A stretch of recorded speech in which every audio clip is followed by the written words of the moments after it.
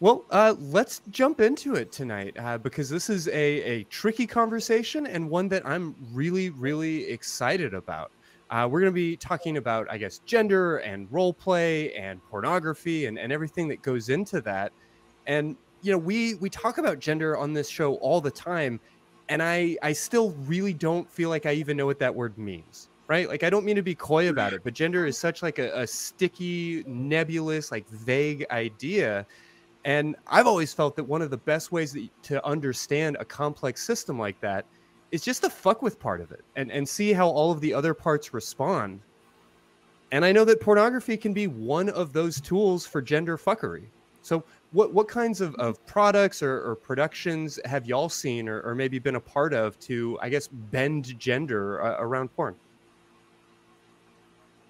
I think even before I, sorry, Yeah.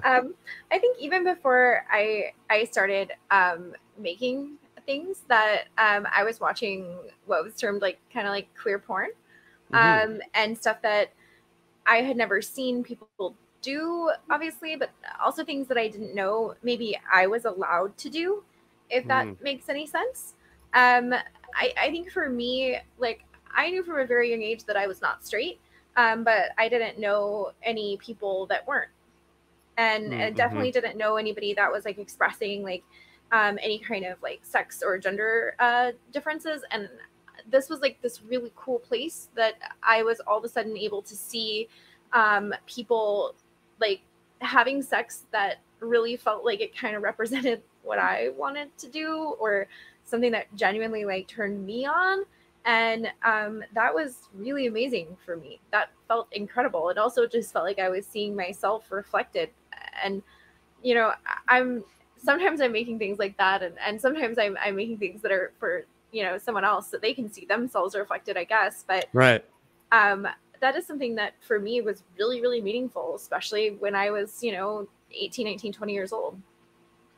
No, I so appreciate that. I've talked on this show a lot about how coming from a like deeply religious, ultra conservative background, I really struggled with not just accepting, my own gender fuckery, but of understanding other people's sexuality, of understanding other people's orientation.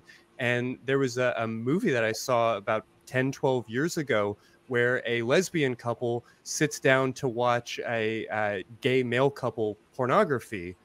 And there was, kind of this jokey question of like, well, why would they do that? But sincerely, even though I was a young adult, I was an adult and I could not wrap my mind around that question. And I think it kind of lit a spark that like, oh, it doesn't have to look like these narrow boxes. We don't have to see on the screen something that looks exactly like us or fantasize that we're in the movie. We can still enjoy the movie from the different angles.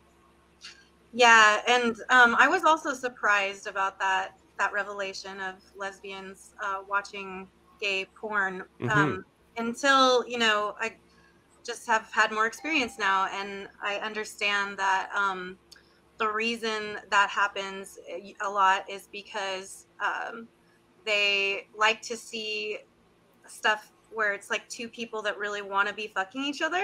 I feel like so, and especially in a lot of mainstream porn. And then I know because of the work that I do, it's like caters to mainly lesbians and stuff. And so they're just like, oh, finally something that looks like you're not acting or pretending like you really like what you're doing, So that's something that's missing for a lot of people because they don't know where to find the stuff that they're looking for. But I tell them like queer porn is where you can kind of play around with these ideas and see if you see yourself in them at all.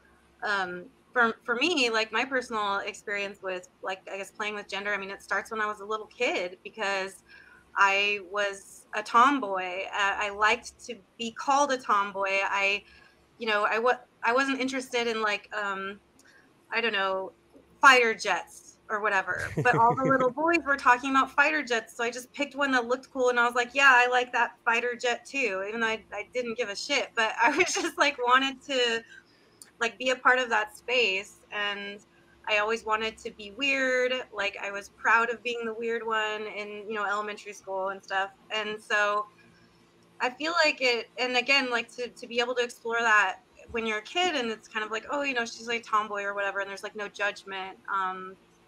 That's like liberating, I think, and definitely allowed me to explore more of this stuff as I grew. And so for me, like I made a video where I am like jerking myself off with my strap on, but then I take the Hitachi and I put it on my pussy, and like as I'm jerking off, I'm like coming from the Hitachi. And it's just, when I can play like that, when I can put my dick on like that and just really embody that sort of coming from that very male space. And Yeah, like, just enjoy that headspace.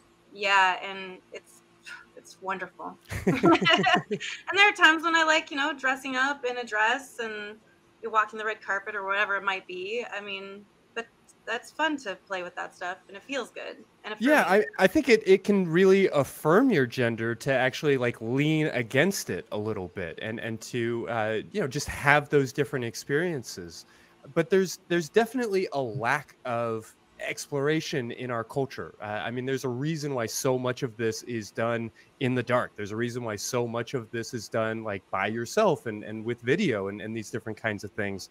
Doing this show, I have been told by all kinds of sex workers, I mean, phone sex operators and escorts and hypnotists and all kinds of performers, that clients are constantly coming up to folks like y'all looking for advice and emotional support, particularly around gender and sexuality. What sorts of things have y'all experienced? I just think I experienced people having a lot of shame over things that are really perfectly normal. And I really get it. Like, I mean, I grew up in Texas. Like, I really understand the Southern Baptist culture Sure. that is heavily present. That's definitely present for me growing up. I know exactly what people are talking about. I grew up in a really, really small town. And I understand like the shame. I think from like, it's an incredibly difficult thing to get over. I mean, I was just on Twitter today, like seeing someone being like, men taking selfies. Oh my God, that's so feminine. And it's just like, you can't even take it. Like, yeah, like as a man, you can't Everything has to be gendered. Everything. You can't even take a picture of yourself without someone like challenging your masculinity. And I'm just like, yeah, it's no wonder like men can't connect to their sexuality or anything that they like. Like, it's no wonder that men are like super embarrassed and ashamed that they want to put a butt plug in their butt. That's not a wonder when we're like shaming them for taking selfies. I mean, it's horrible. It's an awful environment. And to be super frank with you, there's a lot of women who heavily reinforce gender stereotypes, even though that is like, it causes their own oppression. Even though like gender stereotypes cause their own oppression. And then we have all these people that are like sexually repressed, like super afraid, especially men, of expressing themselves sexually. And yeah, I find frequently people come to sex workers, whether that's online or in person, and say, hey, like, I've never explored this one thing. I've always been afraid. And there's deep-seated fears that some silly thing makes them gay or not a man, or all these really silly things that have nothing to do either with their sexuality or their gender. It's unfortunate. Yeah, it's sad. Think of all the fun being missed out on because people are just, you know, too afraid. Yeah, you know, and spare a thought for that fun for real, because I know that we will all get kind of picked on or have family members or people in our lives that are like, you know, why would you dedicate yourself to a podcast, to a career around these issues of sexuality and gender? And you know, it's all just play, right?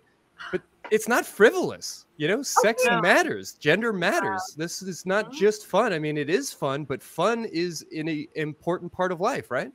Okay, but like everything else, not everything else, but so many things in life are so painful and so boring and so monotonous and so terrible. Like, there are so many things in life that are awful that you just have to do and just have to get through. And like, there's just like a few like little sprinkles of things that you get to enjoy, and you're supposed to feel bad about that. Yeah, seriously. Judge me for wearing a strap-on and using a Hitachi at the same time? I mean, come on. What else am I supposed to get pleasure from? Right? Jeez. it's a very like Protestant mindset, I guess, or where it's like, no, your life is supposed to be about work and that's it, And and you're not suffering. really supposed to feel joy. Yeah, Well, I have a theory that the through line for much of this is just around humiliation. You know, oftentimes when we see gender fuckery, gender bending in porn, it's often in this sort of like forced or, you know, consensual non-consent sort of format, and seen as a form of degradation. Why do you suppose this turns us on so much? Well, because it's taboo, right? Anything that's, you know, subversive, goes against the norms, is very appealing and sexy to us. It's, you know, we're curious about those things. And I think the more you repress yourself from having those experiences or feeling those feelings, the stronger that urge gets. The more terrified you are of being humiliated in the boardroom, the more of an urge you have to be humiliated in the bedroom. Yeah, absolutely. And so people, go ahead. I was gonna say I personally don't play with those dynamics, and there's a reason I don't.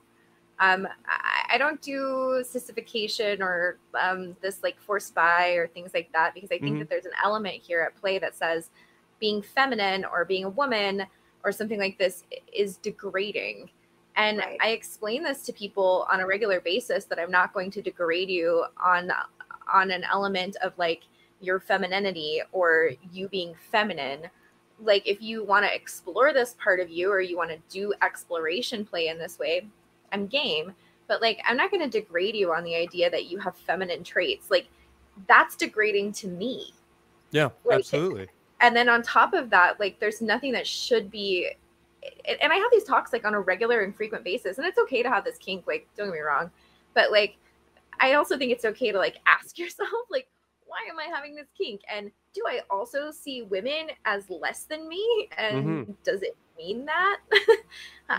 If I like put myself in this space and say, hey, like, I want to be degraded on the basis of having feminine, identifying with the feminine, or looking feminine, or being effeminate, and I want to look like a woman and be degraded on the basis of that, like, what am I saying? That it's okay to degrade trans women?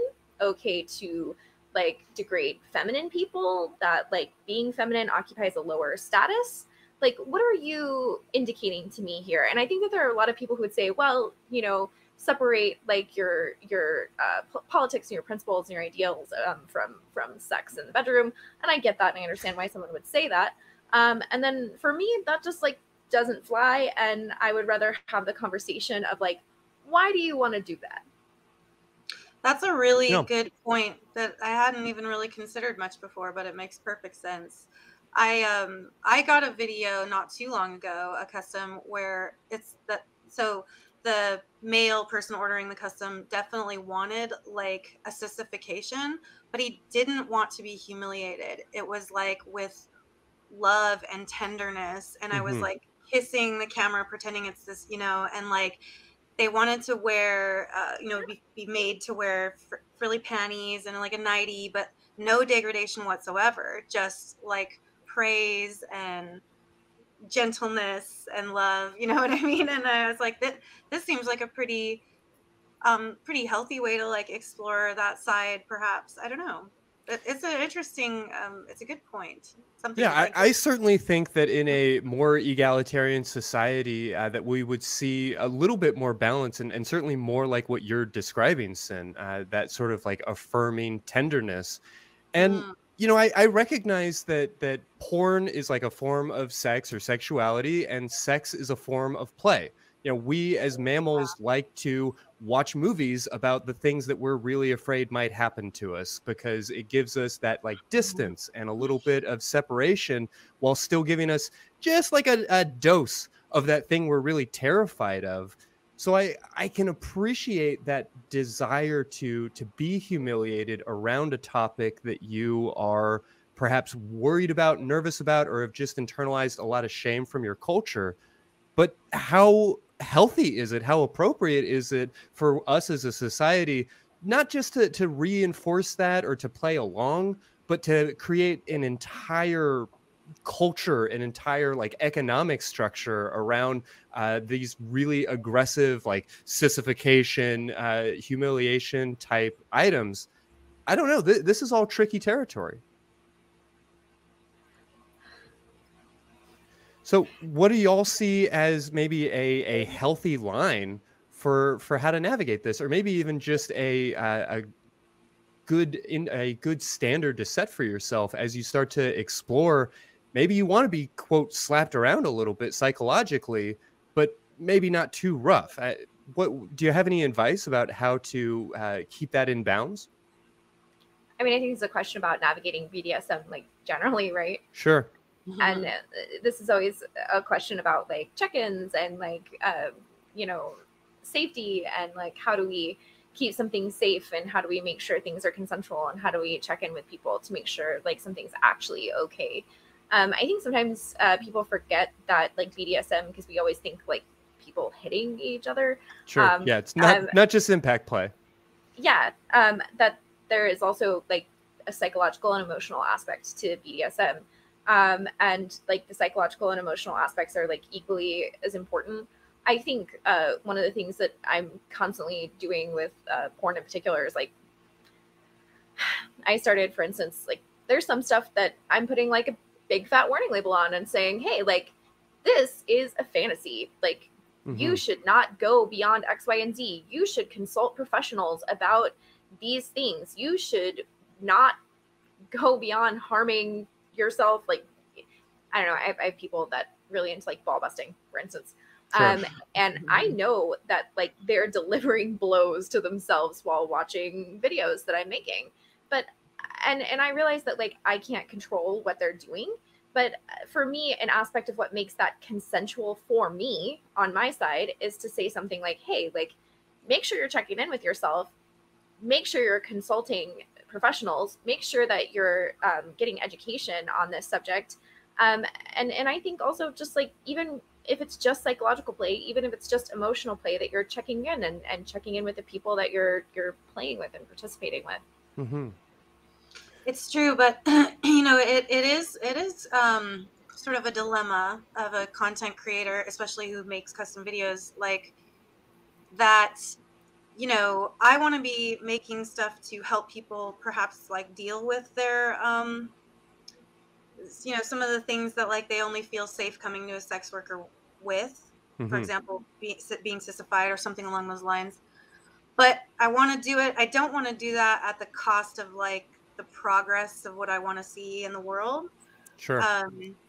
And so yeah, that's a fine line that I'm not sure I've found the answer yet. You know, I've got my things that I absolutely will not do, even though, you know, I'm being asked to do this.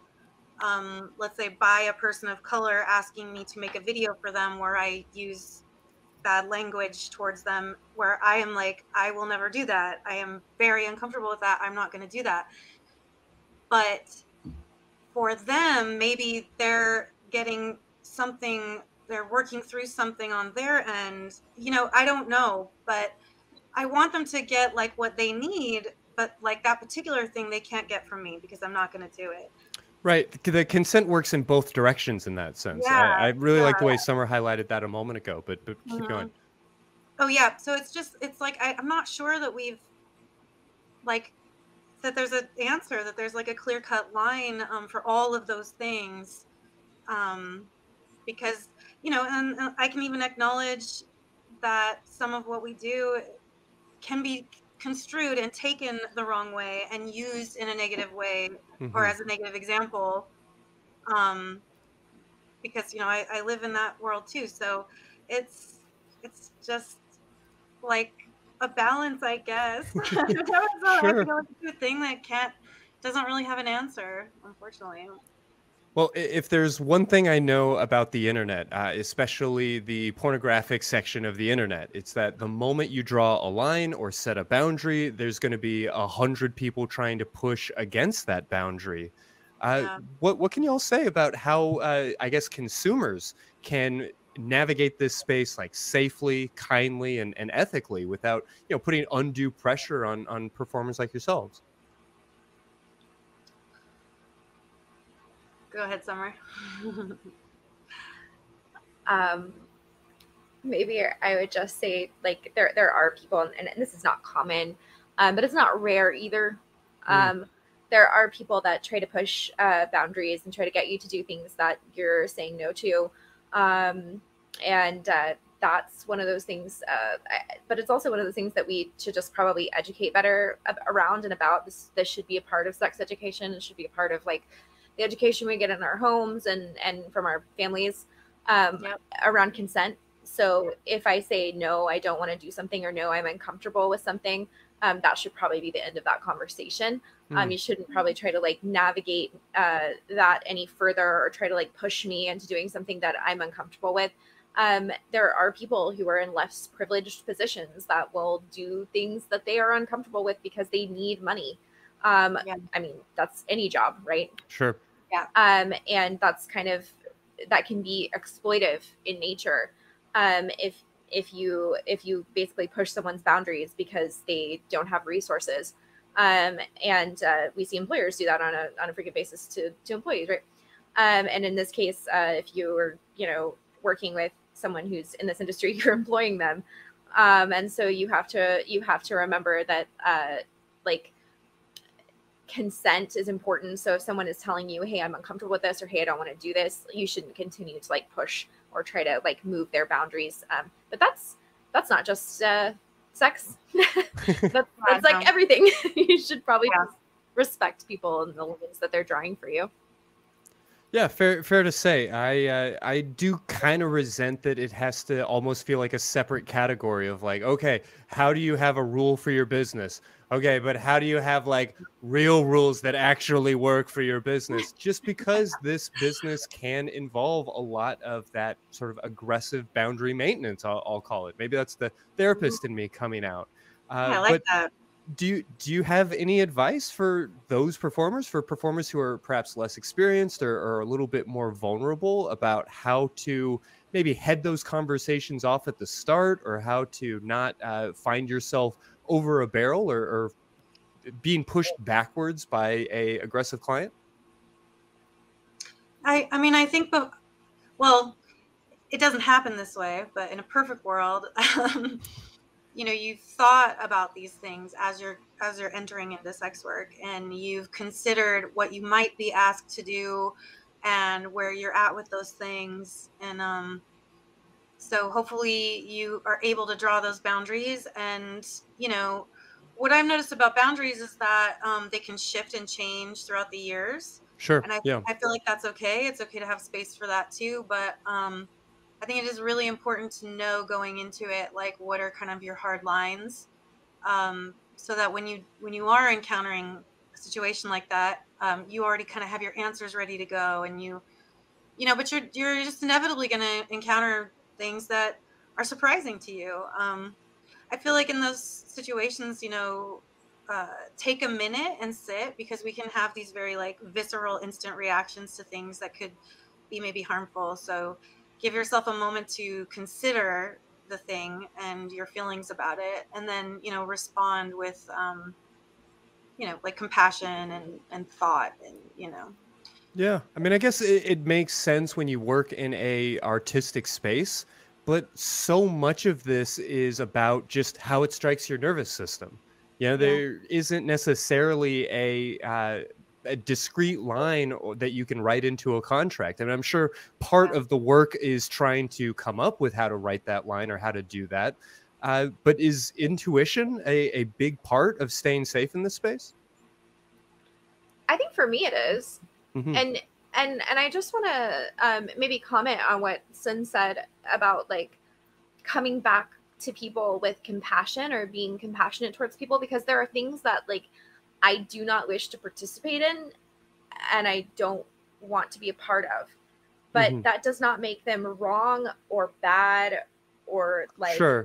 I don't want that person to feel judged, or like I'm telling them, like, oh my God, I don't ever want someone to come feeling safe, like they can tell me something maybe that they've never told anyone else, and I come back and I'm just like, oh no, that's really, that's not the, because I know that I know how difficult it can be to like talk about your sexuality openly. And I know that like if I would have come out to my parents at 16, that would have been the response that I got, right? Sure. Like, you know, I in some ways have a lot of compassion for what that feels like, or what that's going to feel like. And I always want to like respond with kindness, even if it's not something that I want to participate in, or I want to do for them.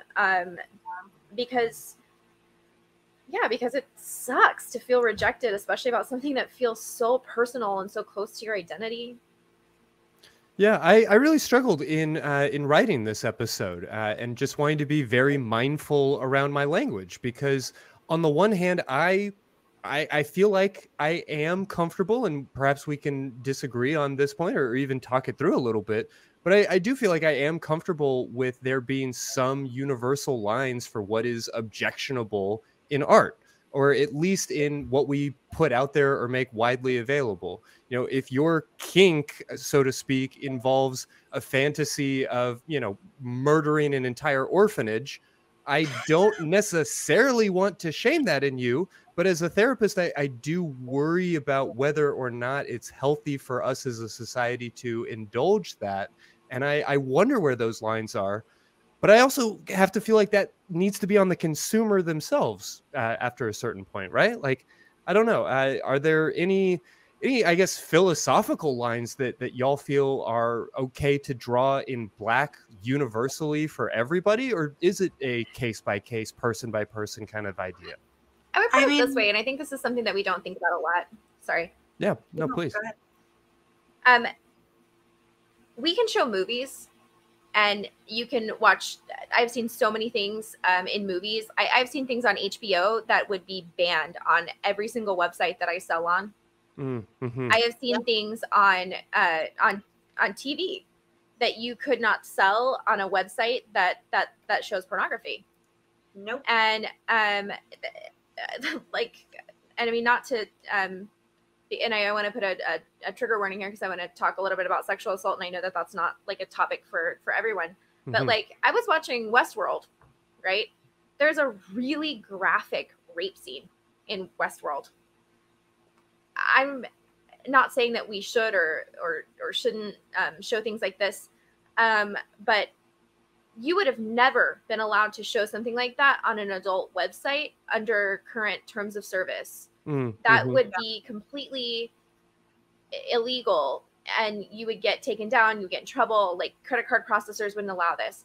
So it's always been really, really strange to me that like the limits on what you're allowed to do in pornography are much stronger and much stricter than what you're allowed to show on like HBO. Yeah. Or what you're allowed to show. And in many ways, I want to emphasize this: porn isn't real.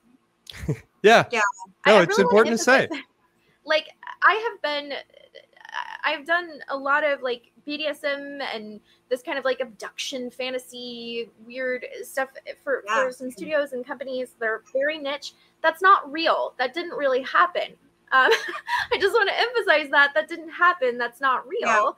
And just like that didn't really happen in Westworld. It's pretend.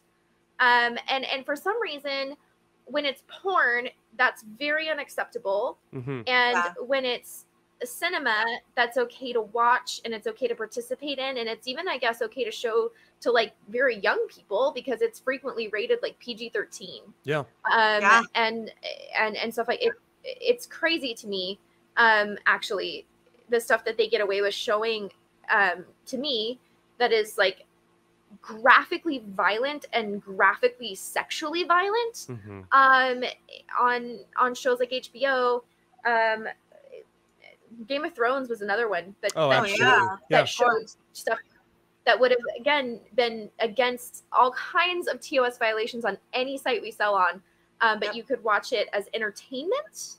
It is interesting to me the way that once we sexualize our fears, it changes everything.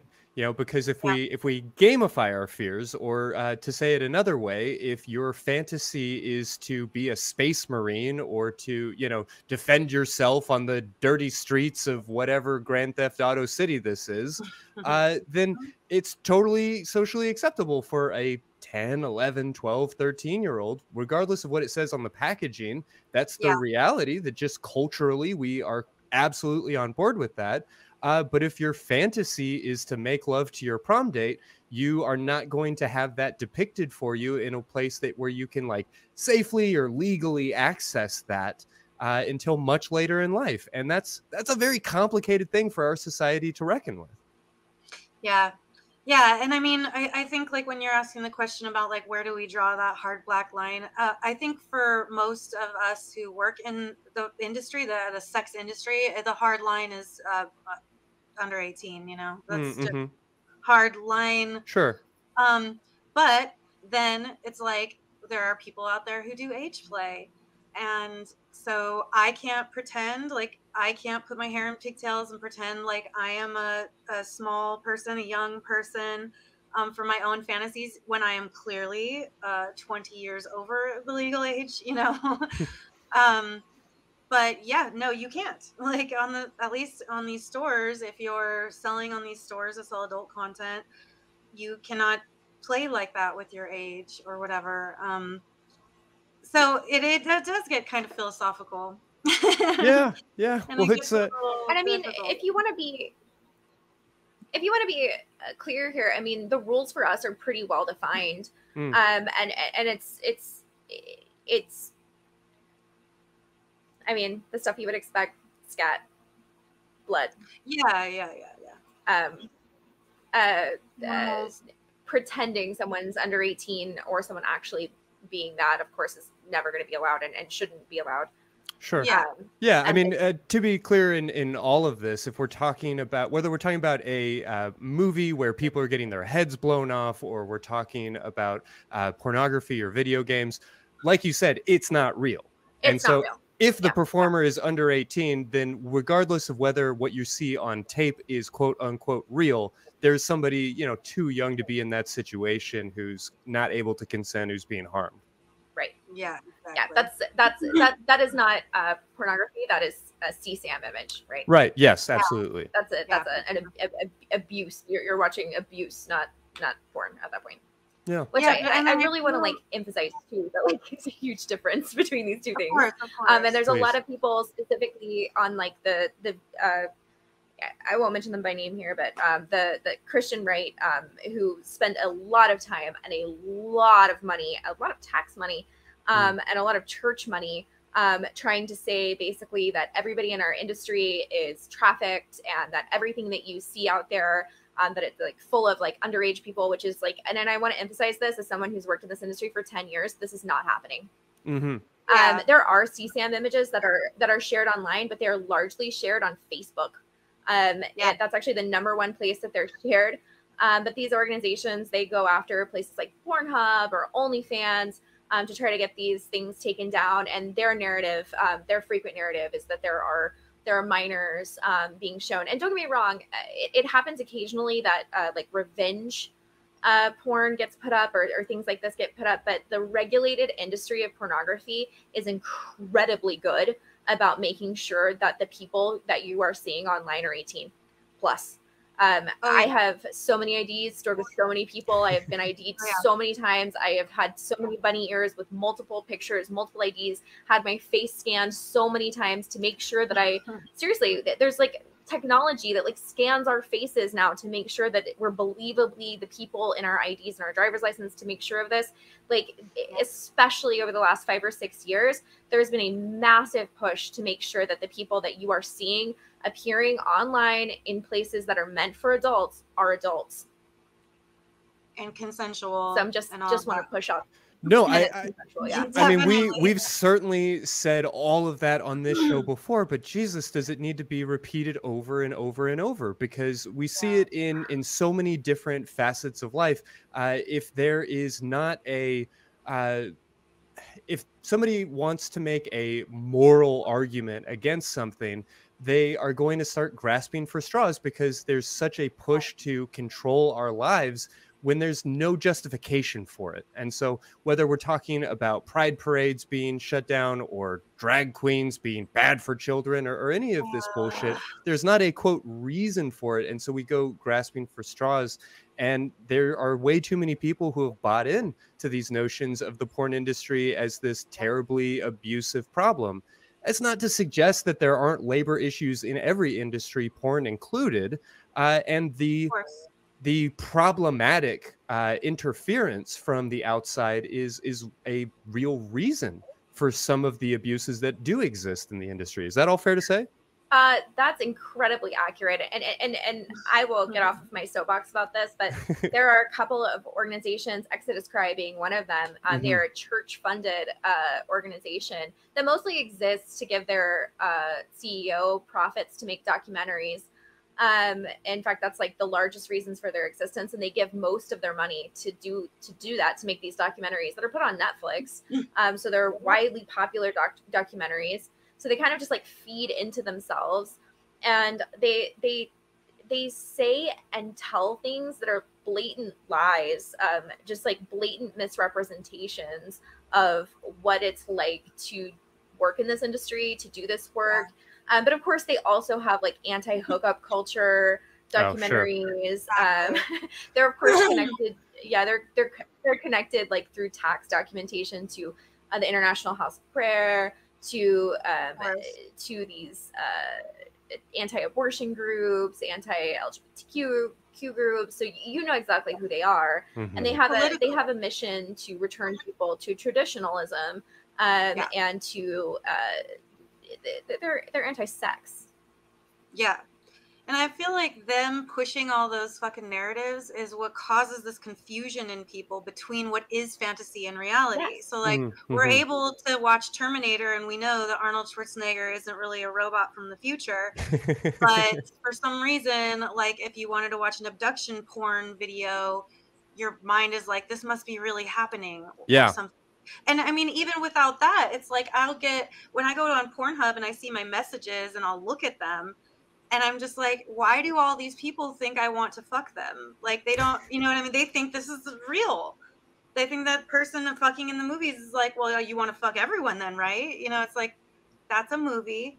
Right. And so I feel like that narrative that these Christian companies, that these places are pushing, it further blurs that line. It confuses people even more about what is reality and what is fiction and fantasy. And I feel like if we would just stop doing that, things would get better. Well, hopefully we are at least a piece of that solution tonight.